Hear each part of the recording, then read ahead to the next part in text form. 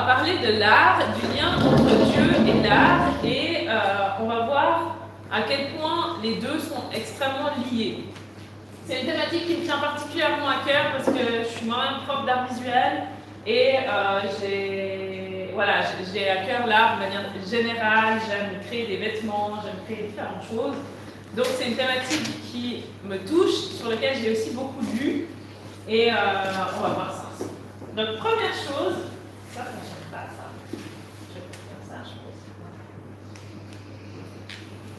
Première chose, la gloire de Dieu, c'est de cacher les choses, la gloire des rois, c'est d'examiner les choses.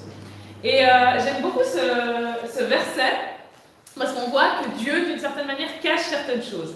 Et parfois, dans l'art, c'est la même chose. Une des questions qu'on me pose le plus souvent, c'est mais finalement, l'art, ça sert à quoi? On ne comprend pas ce que l'artiste il veut dire, on ne comprend pas ce que ça veut dire, on ne comprend pas le but, pourquoi est-ce qu'il fait ça? Et puis, d'une certaine façon aussi, avec Dieu, des fois, on a cette approche-là où on se dit, mais en fait, qu'est-ce que c'est? Qu'est-ce que Dieu il veut nous dire? Et puis, tout comme Dieu, le grand artiste, cache des fois certaines choses, l'artiste, de manière générale, va parfois cacher des choses dans ses tableaux et il faut avoir des sortes de grilles de lecture pour pouvoir comprendre ce qu'il veut dire.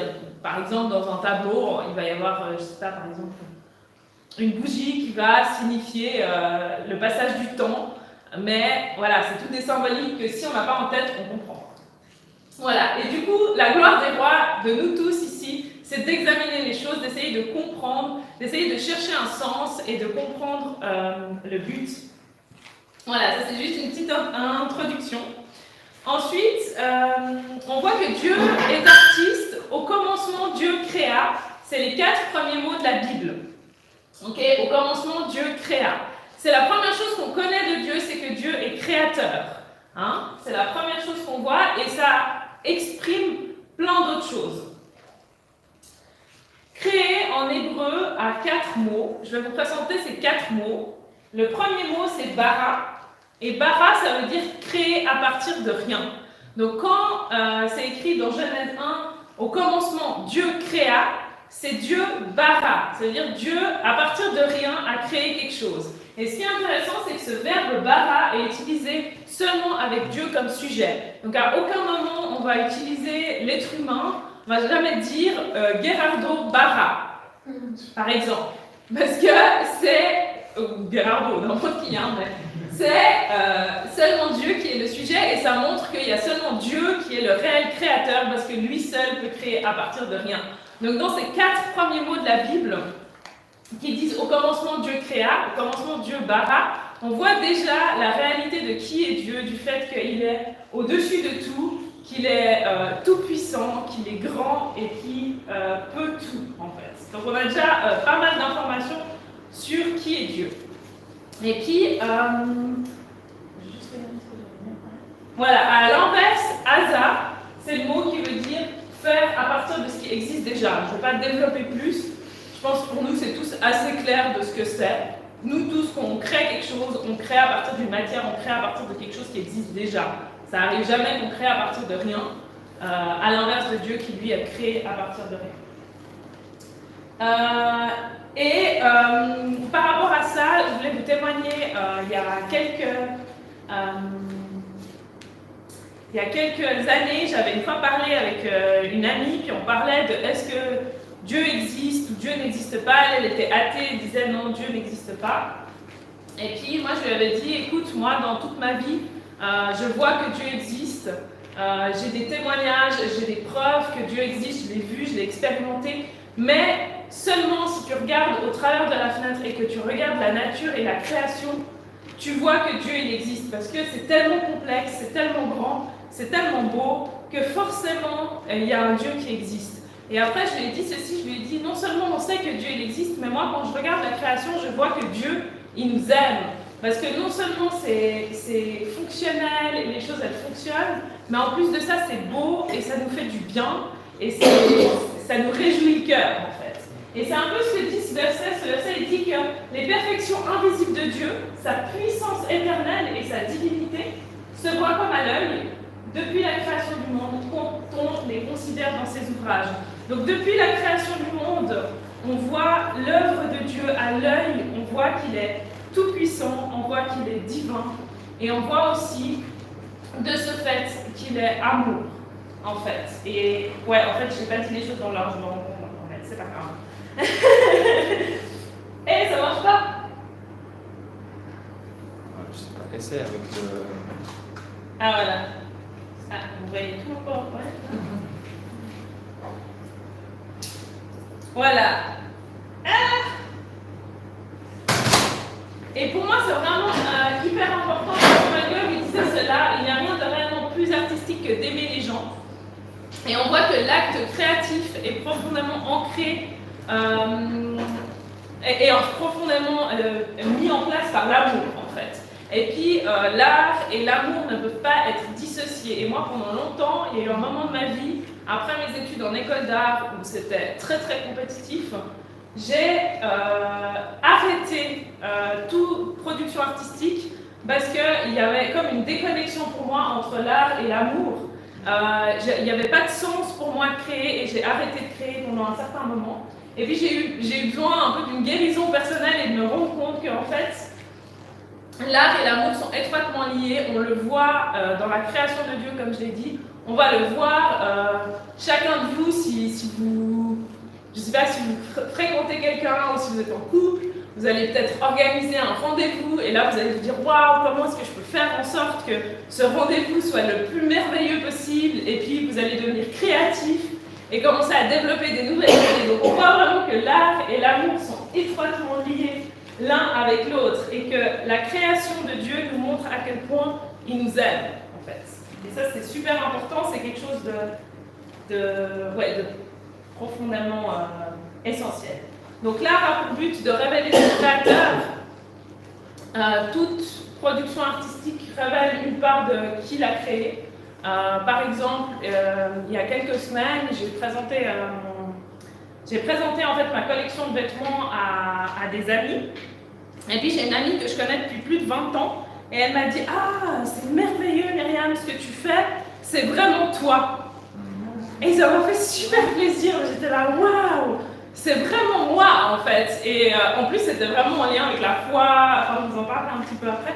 Et du coup, ça a vraiment touché mon cœur que cette fille que je connaissais depuis si longtemps voie dans ma création un reflet de qui je suis.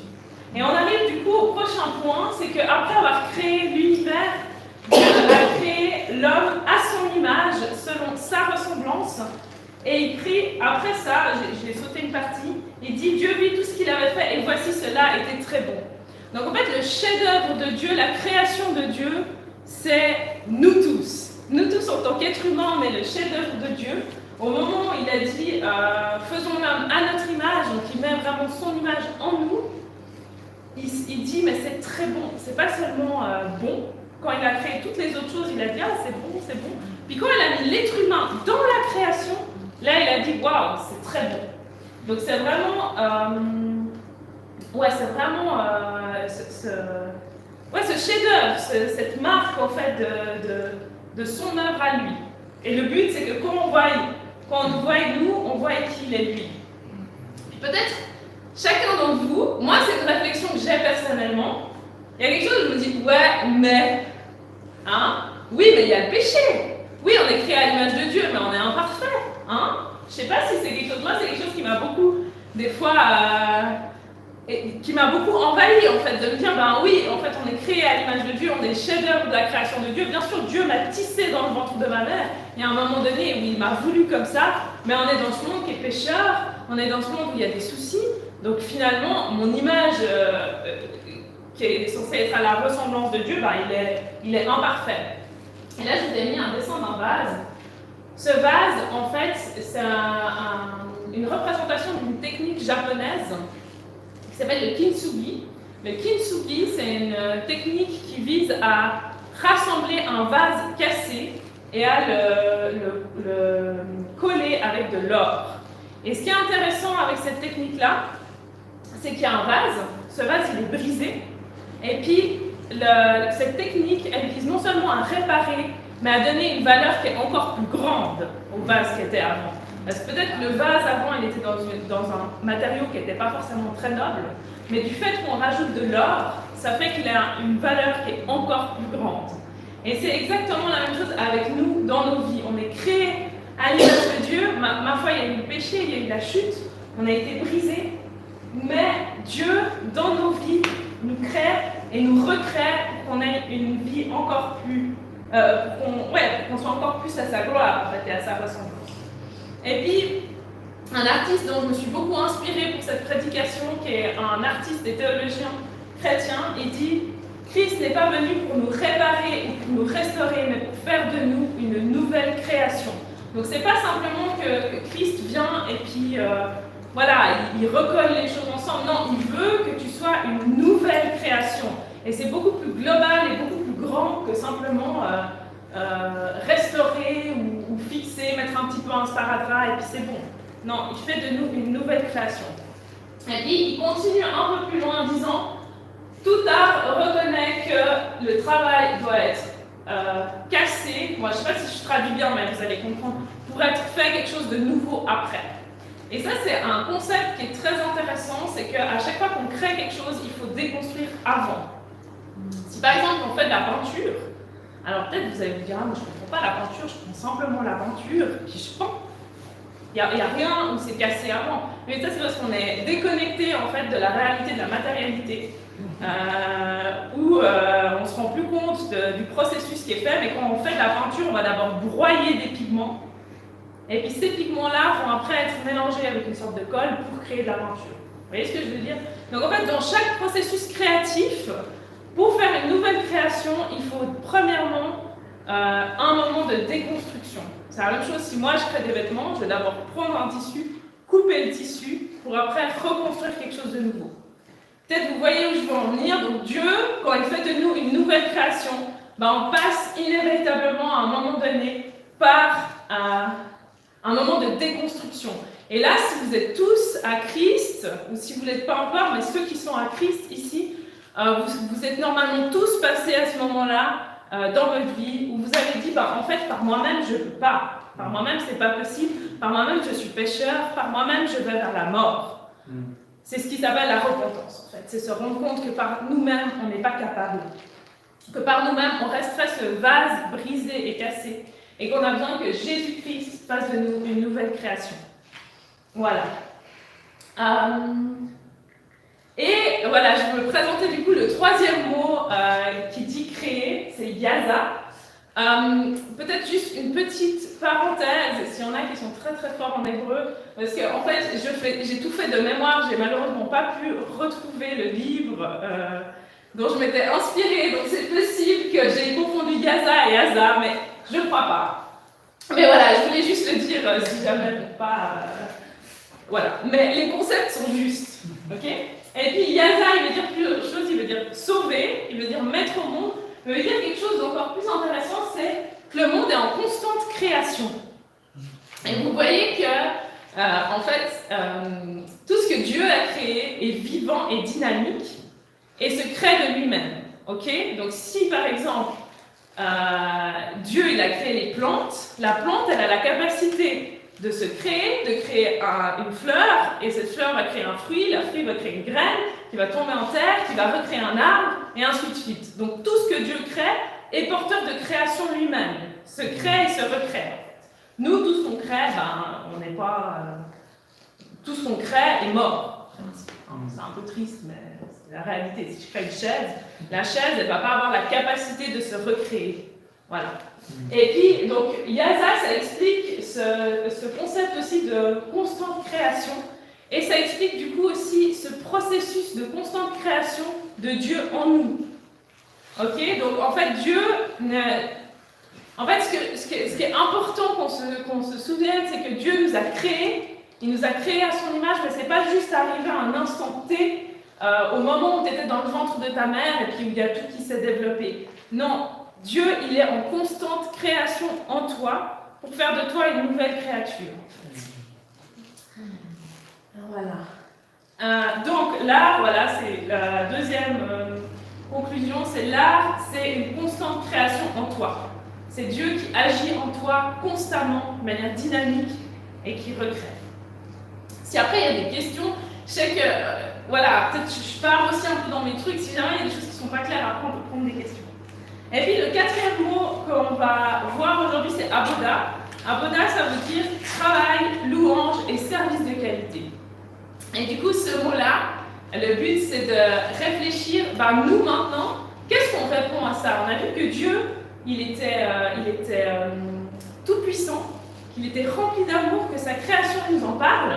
Donc on a une attitude de louange, c'est ce qu'on peut voir dans Aboda. On a vu que l'art, c'était aussi de s'aimer. Ouais, alors ça, j'ai oublié de dire. L'art, c'est aussi de s'aimer soi-même, dans le sens de prendre conscience qu'on est la création de Dieu. C'est aussi ne pas se dévaloriser. Il y a un verset dans la Bible qui dit « Insulter le pauvre, c'est insulter son créateur ». Donc si toi-même tu t'insultes à cause de tes défauts, tu es en train finalement d'insulter ton créateur. Et de même, si tu insultes une autre personne, mais même dans ta tête, c'est pas forcément insulter à voix haute, mais voilà, mépriser, il y a une autre traduction qui dit mépriser le pauvre, et de même, tu es aussi en train d'insulter son créateur. Donc à chaque fois, alors c'est pas forcément le pauvre en argent, ça peut être quelqu'un qu'on se dit qui est moins intelligent, qui est moins beau, qui est moins sportif, qui est moins... qui est moins. Et à chaque fois qu'on le méprise, on est en train d'insulter Dieu, parce que finalement il a été créé à l'image de Dieu. Donc donc aboda, ça veut dire aussi ce service de qualité, le fait d'aimer les autres, de se soumettre les uns aux autres, et d'avoir un travail qui loue Dieu. Et puis maintenant, on va juste voir quels sont les buts de l'art. Là, je ne m'inspire pas de versets bibliques forcément. Je m'inspire d'un livre chrétien qui s'appelle, je crois, Le but de l'art. Et puis, il énumère différents buts de l'art. Et puis, la question là, ça va être de se poser, comment est-ce que nous, on peut être des artistes? Alors, ça ne veut pas dire être un artiste. Vous allez tous prendre de la peinture et puis faire une peinture. Mais ça va être dans votre style de vie, dans qui vous êtes, dans ce que vous faites. Comment est-ce que vous pouvez rejoindre ces buts-là que je vais vous présenter? Ok? Donc, premier but, l'art a pour but d'apporter du plaisir. Ici, on voit une peinture de Marie, la sœur de Lazare, qui est au pied de Jésus. Elle vient de mettre du parfum sur ses pieds, un parfum qui coûte très très cher. Peut-être vous connaissez cette histoire. Elle répand ce parfum sur sa tête et sur ses pieds, et puis les gens la critiquent. Les disciples disent « Ah, mais on n'aurait pas dû. Pourquoi est-ce qu'elle a fait ça? Le parfum, il coûte tellement cher, on aurait pu vendre ce parfum et le donner aux pauvres. » C'est une réflexion qui peut être justifiée. Mais là, vraiment, on voit que son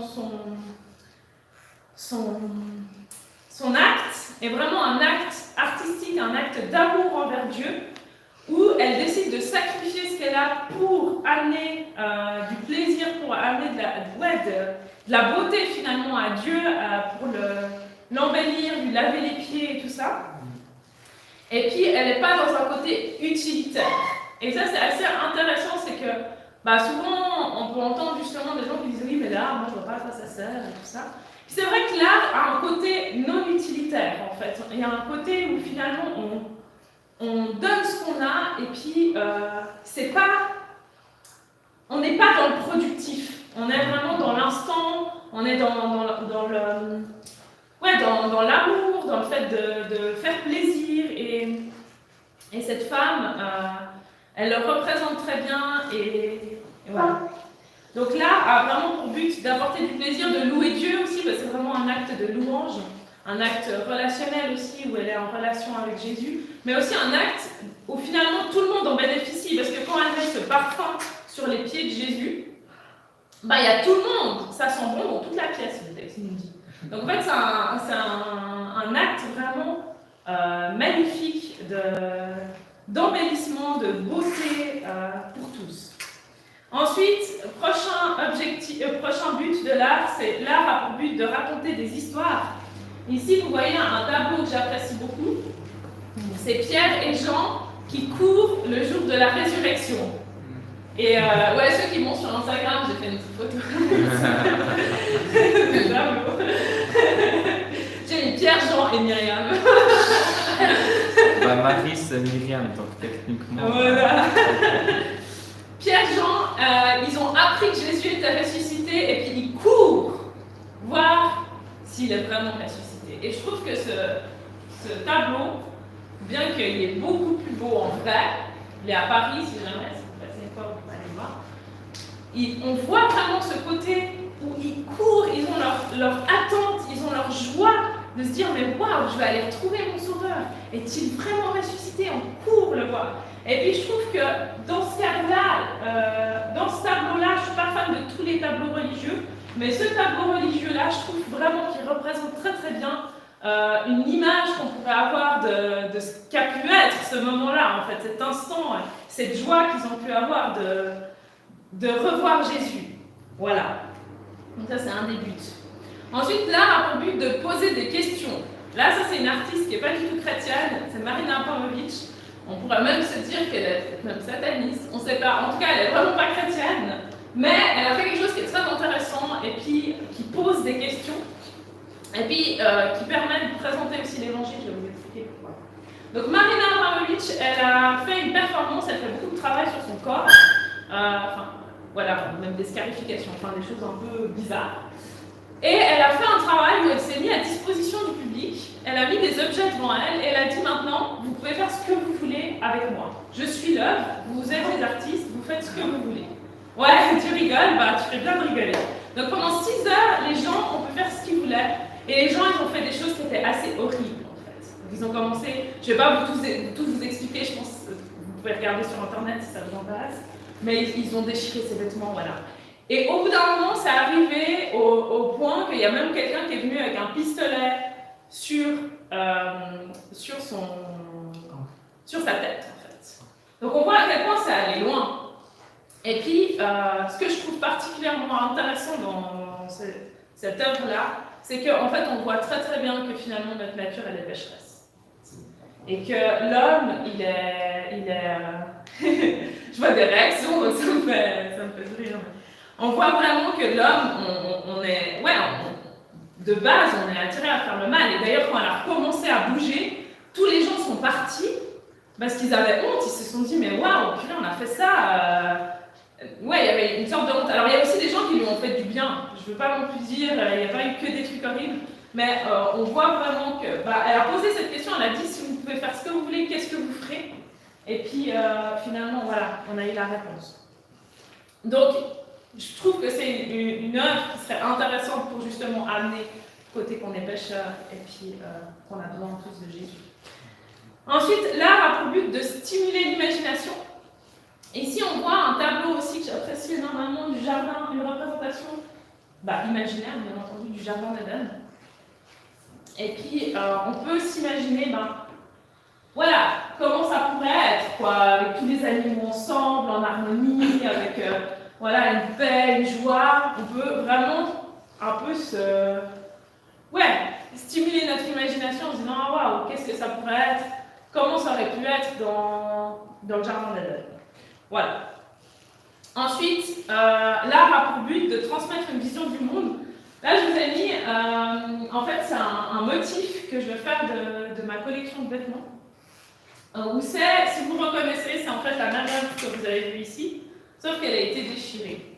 Et le but, pour moi, dans ma collection, c'est de parler de l'harmonie parfaite qu'il y avait dans le jardin d'Éden, et le fait qu'aujourd'hui, on est dans ce monde qui est imparfait, et qu'on a des bribes, en fait, de cette harmonie, mais qu'elle est là, que les bribes sont là, mais que finalement, elle est imparfaite, parce qu'on n'est pas en totale connexion avec Dieu sur cette terre. Voilà, et ça c'est mon but dans cette collection-là, et mon but dans mon travail artistique, ce sera de transmettre une vision du monde globale avec création, chute, rédemption, glorification, et donc de présenter en fait le schéma on a été créé, il y a eu la chute, donc là vous voyez avec ce travail-là, on est entre création et chute finalement. Et puis après, rédemption avec l'œuvre du salut et puis glorification avec l'éternité. Donc le but de l'art, c'est aussi de transmettre une vision du monde, de transmettre de transmettre une vision du monde pour nous qui sommes chrétiens. Là, pour but de sensibiliser au passage du temps, là je vous ai mis un memento mori, donc c'est des œuvres qui sont faites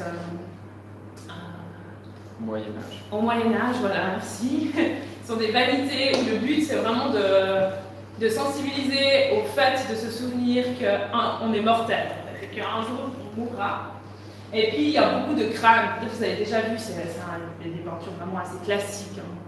On voit assez souvent, mais il y a beaucoup de symbolique derrière, c'est aussi un art assez chrétien en fait, enfin, je trouve assez intéressant de se sensibiliser au fait que potentiellement on peut mourir, et puis réfléchis maintenant que tu es là, qu'est-ce que tu fais avec ta vie. Voilà.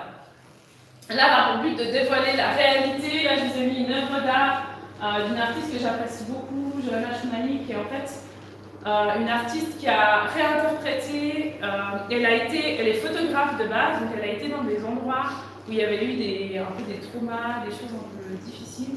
Et puis grâce à la broderie, elle est venue créer de la joie en fait. Et amener donc un nouvel espoir. Et puis ce que je trouve intéressant, c'est qu'il y a ce côté de dévoiler la réalité, de reprendre en photo ces moments difficiles. Ces lieux difficiles, mais en même temps d'amener quelque chose en plus, d'amener de l'espoir. Et puis, voilà. Après, il n'y a pas tous les buts qui me parlent hyper beaucoup. Là, c'est l'art a pour but de présenter des perspectives variées. Là, je vous ai juste mis une représentation du cubisme. Le cubisme, en fait, pour ceux qui ne savent pas, c'est le principe de mettre plusieurs points de vue différents dans une œuvre. Là, on voit de haut. On voit un peu plus en bas, il y a des angles de vue différents.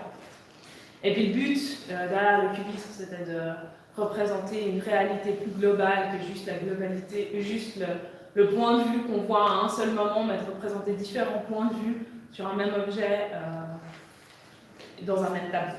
Voilà. Donc, c'était peut-être un peu dense. Le but, c'est vraiment essayer de vous souvenir d'une chose qui vous a touché, d'une chose que vous pouvez mettre en pratique. La première chose, la création de Dieu révèle son amour et sa toute-puissance. Ça, c'est la première chose, le premier point qui, je pense, est vraiment super important de se souvenir. Et ça peut être, par exemple, de vous dire, si vous voulez prendre des choix vis-à-vis de ce qu'on a entendu, se dire, tiens, moi, j'aurais envie de, la prochaine fois que je vais dans la nature, juste de prendre un temps de communion avec Dieu, et puis de me souvenir que, en fait, c'est Dieu qui a créé ça. C'est Dieu qui m'aime en fait, et puis de prendre ce temps intime avec Dieu. Le chef-d'œuvre, ensuite, deuxième point, le chef-d'œuvre dynamique de Dieu, c'est toi et l'humanité. Donc j'ai mis le chef-d'œuvre dynamique, peut-être un peu compliqué comme je m'exprime, mais c'est pour dire le chef-d'œuvre qui est en constante amélioration en fait, qui est en constante création. C'est toi, c'est l'humanité tout entière, mais se souvenir aussi que c'est soi, et puis du coup ne pas non plus se dénigrer. Voilà. Et puis, dernière question, comment es-tu un artiste? Et là, je vous ai remis tous les derniers points de la prédication. Est-ce que c'est en apportant du plaisir? Ça peut être dans votre lieu de travail, ça peut être, Est-ce que c'est en racontant des histoires? Après, le but, c'est quand même toujours que ça soit des choses en lien avec la foi. En posant des questions, en remettant en question les gens. L'artiste, il remet en question aussi. Des fois, on dit l'artiste, c'est un prophète, c'est une personne qui va montrer les injustices, les choses qui ne fonctionnent pas dans le monde, en stimulant l'imagination, en transmettant une vision du monde, comme je vous ai dit, avec création, chute, rédemption, glorification. Mais ça peut être de plein de manières différentes. En sensibilisant au passage du temps, par exemple, se souvenir qu'on est mortel, ou bien au travers de l'architecture nous montre que le temps il passe. En dévoilant la réalité, je pense par exemple aux journalistes, il y a un côté aussi très artistique, on dévoile les réalités, on dévoile les choses, en présentant des perspectives variées ou autre chose. Et puis, vous pouvez chacun réfléchir, que ce soit dans votre lieu de travail, que ce soit ou dans un travail artistique, ou dans qui vous êtes finalement. Tout ce qu'on est, comment dire? En fait, on est tout le temps en création. Je ne sais pas comment dire. Déjà, rien que le fait qu'on parle, quand on parle, on est déjà dans un acte créatif, en fait. Et puis déjà prendre conscience de tout ça.